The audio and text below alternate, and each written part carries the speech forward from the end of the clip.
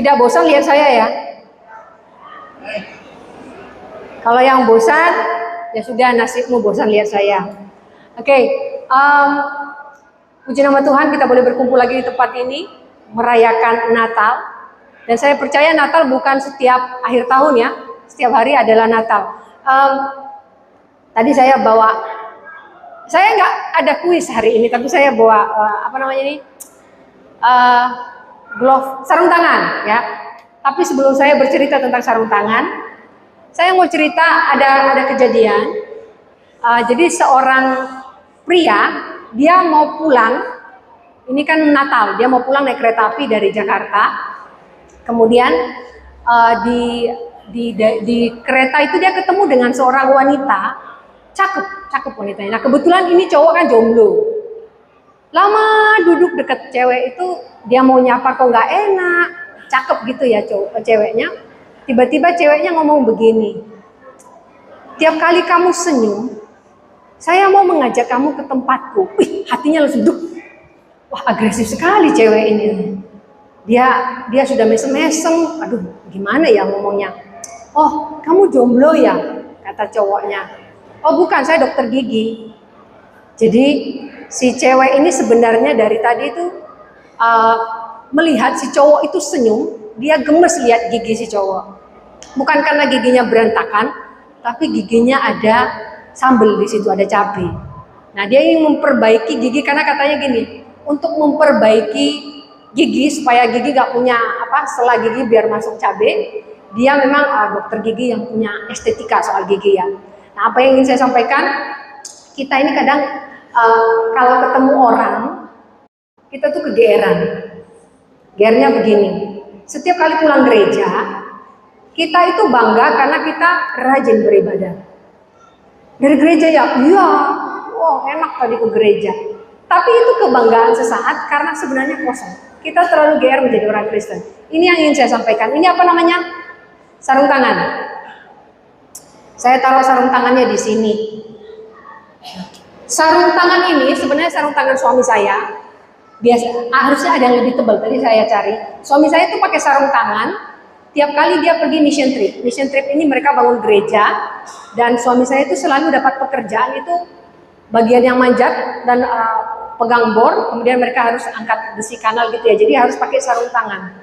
Nah, sarung tangan ini sangat diperlukan karena sangat membantu.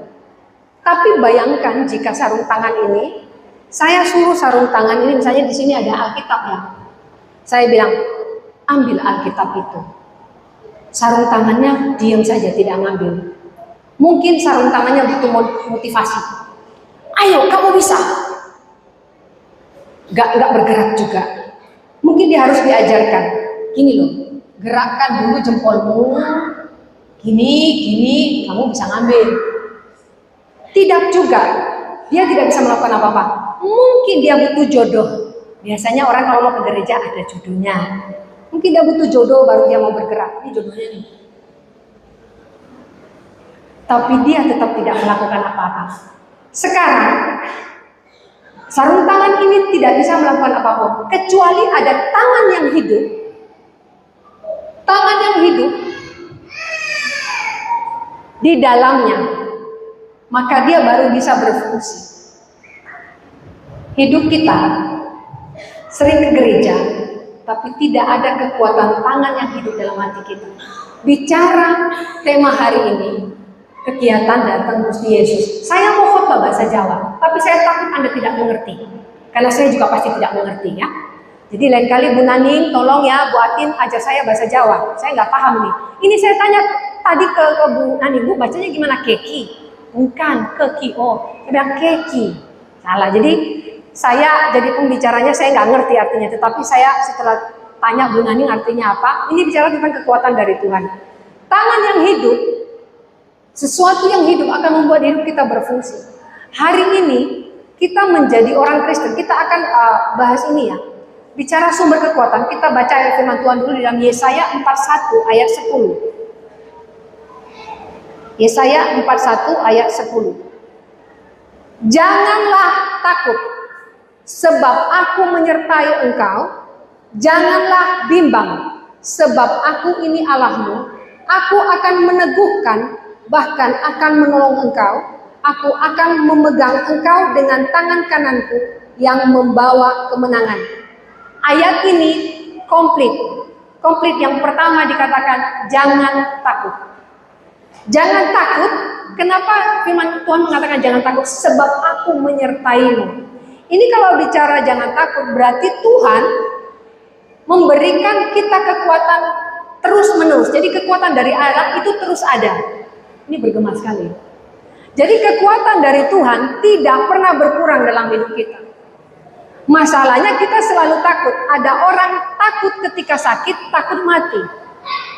Ada orang takut ketika tua, dia tidak punya anak. Dia bertanya begini, nanti siapa yang ngurus saya ketika saya tua?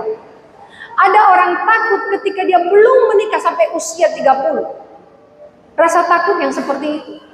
Hal-hal yang manusia sebenarnya mengkhawatirkan, tetapi dia tidak menyadari bahwa tidak ada fungsinya menjadi seorang Kristen yang percaya Kristus kalau tidak ada kekuatan yang hidup dalam hidup kita. Anda tidak akan bisa mencapai apapun yang sempurna kalau tidak ada Tuhan di dalam kita. Banyak orang ini mereka percaya Tuhan, tetapi kesuksesan yang dicapai itu selalu kurang. Karena tidak ada Tuhan di dalamnya. Kenapa selalu kurang? Karena tidak bisa mengucap syukur. Saya buat sederhana. Saya tidak mau bicara jemaat. Hamba Tuhan pun ada yang tidak pernah puas dengan apa yang sudah dicapai. Karena masih kosong. Dia menjadi seorang hamba Tuhan misalnya. Tetapi apa yang dicapai itu adalah visi misi pribadi. Sehingga apapun yang dia capai masih kurang. Tetapi ketika benar-benar ada Tuhan di dalam dia, kekuatan yang hidup di dalam dia, beda, visi misinya berbeda. Hari ini ketika kita takut dengan apapun yang kita hadapi, berarti tidak ada Tuhan di dalam kita. Banyak orang takut dengan banyak hal. Gini, setiap orang punya ketakutan masing-masing. Tapi tanpa Tuhan, ketakutan itu terus ada.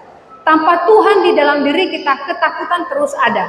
Tanpa Tuhan, kelemahan terus berkuasa. Masing-masing orang malam hari ini kelemahanmu apa? Catat itu. Kelemahanmu apa? Ada yang ngomong ke saya, Bu, kelemahan saya itu kalau lihat makanan. Saya bilang, saya juga gitu, kalau lihat makanan saya lemah. Karena dia tidak bisa melihat makanan apapun dimakan. Saya sampai bilang begini, jangankan makanan, sandal jepit dikasih bumbu pun kamu makan. Karena dia doyan makan. Makan terus. Saya kalau udah dikasih makanan lupa diri, Bu. Saya pernah, jadi gini, temennya itu bertanya ke dia ngakunya pernah pacaran 1 kali. Cuma 1 kali kok gitu. Nah, waktu dia dikasih makanan yang banyak, diajak ngomong, dia lupa. Akhirnya dia cerita, dia sudah pacaran 4 kali. Jadi dia lupa diri. Nah, ini bicara tentang ini ya. Tanpa Tuhan kita ada kelemahan yang akan terus diungkit oleh iblis. Hari ini gini, kita ini bukan manusia yang sempurna. Kita punya kelemahan. Cara iblis sebenarnya ketika firman Tuhan mengatakan dia berjaga-jaga dan akan siap menerkam ketika kita membuka pintu dalam kelemahan ini. Apa kelemahan Anda malam hari ini? Kalau bicara tadi kekuatan yang dari Tuhan, kita ini tidak sempurna. Sama seperti sarung tangan ini tadi. Maka iblis akan mudah mengintimidasi kita setiap saat. Iblis akan mengintimidasi pernikahanmu, iblis akan mengintimidasi pelayananmu, iblis akan mengintimidasi pekerjaanmu, apapun dalam hidupmu. Bahkan ketika engkau sakit, iblis mengintimidasimu. Kamu berdosa sih. Betapa banyak orang di luar sana, gak usah di luar sana, di dalam gereja, paling suka menghakimi orang. Dia celaka soalnya dia berdosa. Dia sakit soalnya dia berdosa. Dia sial soalnya. Kita mudah sekali menghakimi orang lain. Orang-orang yang tidak memiliki kekuatan di dalam dirinya, tangan yang hidup, akan mudah bagi dia melihat kelemahan orang lain dan akan mudah bagi dia dilemahkan oleh iblis. Jadi yang pertama dari ayat ini, karena ini hanya renungan ya, saya tidak akan berlama-lama. Yang pertama dikatakan tadi, jangan takut sebab aku menyertai. Menyertai itu kalau belajar bahasa, menyertai dan menemani itu berbeda. Menemani gini, misalnya suami saya temani saya pergi belanja. Tapi setelah waktu saya belanja, dia duduk. Itu menemani. Jadi dia tidak ikut saya untuk belanja, dia cuma nungguin. Tapi ketika menyertai, kemanapun saya pergi, dia menyertai. Tahu kenapa? Dia takut saya belanja banyak, misalnya gitu ya. Dia menyertai terus, jangan ambil semua. Tapi ini bicara menyertai tadi, jangan takut aku menyertai. Artinya apapun yang kita lakukan, Tuhan selalu ada menyertai. Bukan hanya menemani. Tuhan tidak menemani Anda hanya di depan pintu. Dalam hidup kita, dalam kehidupan pernikahan, dalam anak-anak pelayanan, semua Tuhan menyertai. Jadi ini tadi yang disebut, tanpa tangan yang hidup, ini tidak ada fungsinya. Hidup kita tanpa tangan yang hidup, tanpa ada yang menyertai kekuatan Tuhan, tidak ada fungsinya. Makanya kan manusia yang mengandalkan kekuatan manusia, mengandalkan orang lain, orang yang paling sering kecewa. Orang yang banyak bunuh diri, itu karena kecewa sama diri sendiri dan kepada manusia. Tapi yang disalahkan Tuhan. Orang yang banyak sekali putus asa dan memilih untuk mengambil keputusan yang tidak tepat, misalnya bercerai, meninggalkan pasangannya atau apapun itu. Karena dia diintimidasi oleh iblis, tidak ada kekuatan yang bisa memotivasi dia dari dalam. Kita butuh sesuatu yang dari dalam yang bisa membuat kita kuat. Sarung tangan ini tidak akan pernah kuat, gak ada fungsinya, ini cuma kain saja. Tapi dia akan sangat berfungsi ketika ada tangan di dalamnya dan bisa dipakai untuk bekerja, bisa dipakai untuk menolong. Jadi ketika ada kekuatan Tuhan di dalam kita, kita mampu melakukan segala perkara. Nah di sini saya ingin menyampaikan bahwa beberapa orang mungkin berpikir bahwa ketika mereka menghadapi masalah, Tuhan tidak sayang. Ini kok bisa begini anak-anakku, Tuhan berarti tidak sayang sama saya. Saya beritahu, jangankan kepada Anda, Tuhan saja sayang sama nyamuk. Anda tahu kenapa Tuhan sayang sama nyamuk? Saya tanya, kenapa manusia golongan darahnya beda-beda? Ada darah A, ada O, ada apa lagi? B. Ada darah kula enggak? Enggak ada ya. Ada darah apa lagi? Tahu kenapa Tuhan buat bermacam-macam darahnya? Supaya nyamuk bisa merasakan rasa yang berbeda. Berarti Tuhan sayang sama nyamuk. Nyamuk saja Tuhan sayang. Apalagi kita manusia. Kita manusia sudah mengecap kasih Tuhan bermacam-macam, tapi susah sekali mulut kita untuk bersyukur. Anda sudah mengecap punya sepeda motor, masih tidak bersyukur. Anda sudah mengecap bisa tinggal di dalam rumah yang ada atapnya, masih tidak bisa bersyukur. Padahal Tuhan itu begitu sayang kepada kita. Karena kita sering menggambarkan kasih sayang Tuhan itu ketika apa yang kita inginkan tercapai atau dijawab oleh Tuhan. Balik lagi, kekuatan dari Tuhan itu yang membuat kita kuat.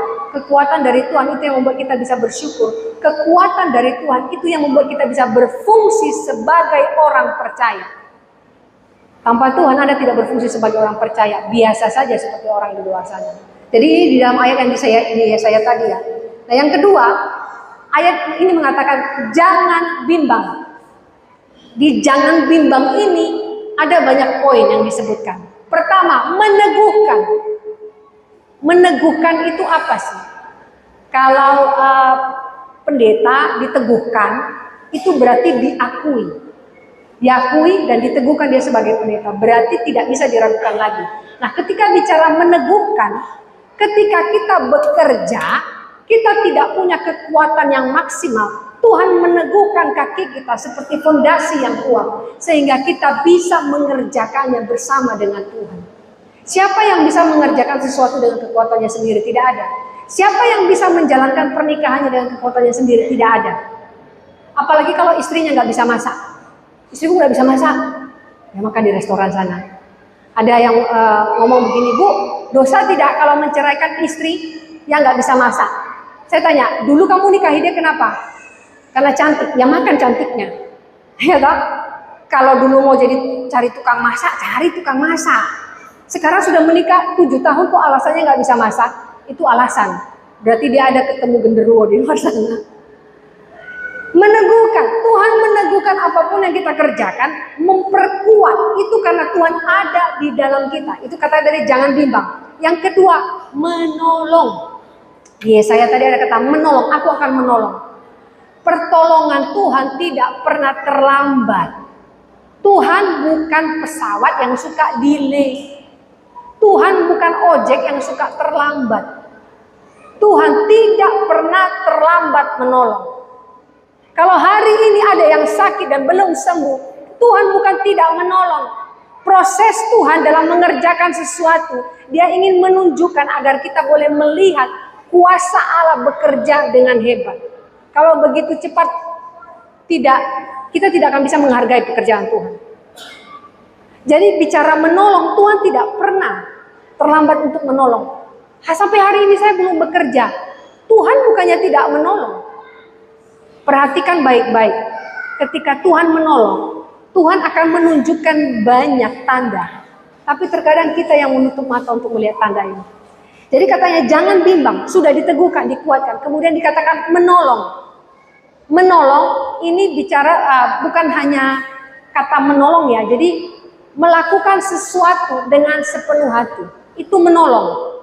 Tuhan melakukan sesuatu dalam hidup kita sepenuh hati karena Dia begitu mengasihi kita. Kemudian dari kata yang tadi jangan bimbang dikatakan memegang, dipegang. Dulu anak saya waktu pas terapi, dia harus melewati satu papan. Nah dia itu sulit melewati papan itu dan dia sebenarnya bukan sulit, dia takut. Padahal tinggi papan itu dari lantai cuma 20 cm. Nah waktu itu terapisnya bilang begini, ya udah mamanya pegang tangannya. Saya cuma kasih telunjuk jari saya begini. Akhirnya dia bisa menyeberang papan itu. Jadi dia percaya dengan pegang tangan saya saja dia akan berani dan tidak akan jatuh. Padahal itu hanya 20 cm dari lantai. Demikian juga Tuhan. Tuhan memberikan kita kekuatan, kita bisa. Tapi Tuhan juga tidak membiarkan kita sendiri ketika melakukannya. Dia memegang tangan kita.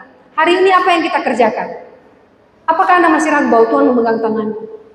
Apapun masalah yang kita hadapi hingga hari ini, tangan Tuhan begitu kuat memegang kita.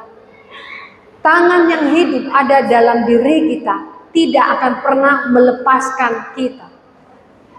Kalau hari ini Anda melalui masa-masa sukar dalam hidup Anda, ketahuilah bahwa Tuhan baik. Setiap saat Tuhan baik setiap saat. God is good all the time God is good. Jadi Tuhan tidak pernah tidak baik. Jadi ketika bicara menolong, ikut caranya Tuhan, jangan ikut caranya kita. Maka kita akan memahami cara Tuhan menolong kita. Kemudian dari kata jangan bimbang tadi dikatakan, membawa kemenangan, ini yang penting. Membawa kemenangan ini bicara bahwa setiap orang yang di dalamnya ada Kristus, ada kekuatan Allah di dalamnya, dia akan tampil jadi pemenang. Dan ini yang sering sekali Tuhan memanggil kita, panggilan sayang kita adalah engkau pemenang. Makanya ada lagu, kita lebih dari pemenang, karena kita memang pemenang. Ini yang Tuhan janjikan, bahwa membawa kemenangan. Hari ini bicara kemenangan seperti ini. Anda sedang bergumul tentang sesuatu. Biasanya pergumulan kita, ini pikiran kita ditekan oleh iblis. Jadi kalau bicara psikologi, psikis Anda itu menekan sehingga Anda berpikir saya tidak bisa, saya tidak mampu. Saya lemah, saya pokoknya apapun itu.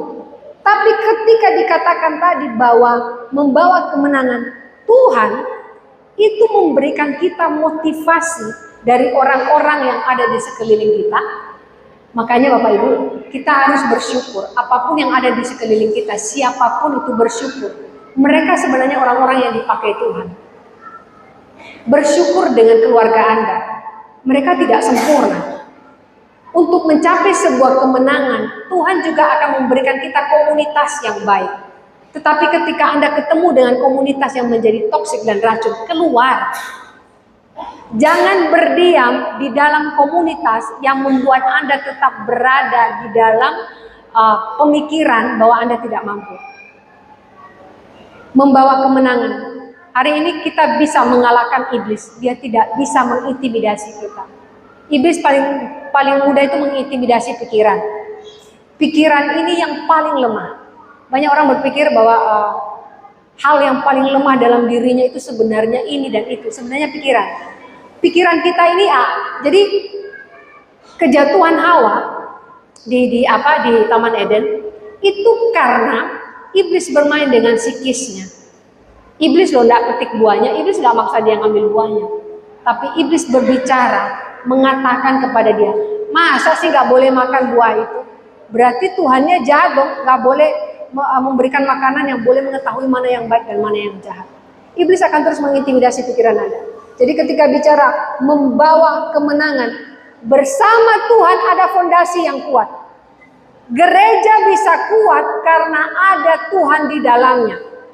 Banyak gereja tidak ada Tuhan di dalamnya, meskipun khotbah tentang Tuhan, tidak ada Tuhan di dalamnya. Kenapa? Karena ada beberapa gereja fungsinya tidak berfungsi sebagai gereja, selain dari tempat komunitas. Kemudian keluarga juga, pernikahan bisa kuat fondasinya ketika ada Kristus di dalamnya. Kalau tidak ada Kristus di dalamnya, begitu mudah Anda menyerah untuk pernikahan Anda. Demikian ketika Anda bekerja, ada fondasi yang kuat. Fondasi yang kuatnya apa? Anda bersyukur berapapun gaji Anda bersyukur daripada nganggur. Ini fondasi yang kuat. Kemudian bersama Tuhan selalu ada pertolongan. Siapa yang meragukan Tuhan hingga hari ini? Jangan pernah meragukan Tuhan. Elia ini adalah nabi yang depresi. Dia depresi karena dikejar-kejar oleh Raja Ahab, terlebih istrinya yang galak itu. Dia depresi sampai dia melarikan diri. Itu nabi loh. Ada masa-masa di mana iblis bermain dalam pikirannya, membuat Elia ini lemah. Tapi ketika dia melarikan diri, Tuhan menunjukkan pertolongannya. Tuhan memberikan dia makanan, kemudian Tuhan memotivasi dia. Kita bisa termotivasi ketika ada Tuhan di dalam kita. Tadi ketika saya motivasi sarung tangan ini, ayo kamu bisa. Tapi tidak ada tangan yang hidup di dalamnya, dia tidak bisa apa-apa. Di gereja juga demikian. Mau pendetanya khotbah sampai 5 jam, sampai Anda tidur, tapi tidak ada kekuatan di dalamnya, firman itu tidak akan pernah memotivasi Anda. Bahkan kadang pendetanya sampai berbusa-busa, mulutnya sudah capek berkhotbah, tidak bertobat juga.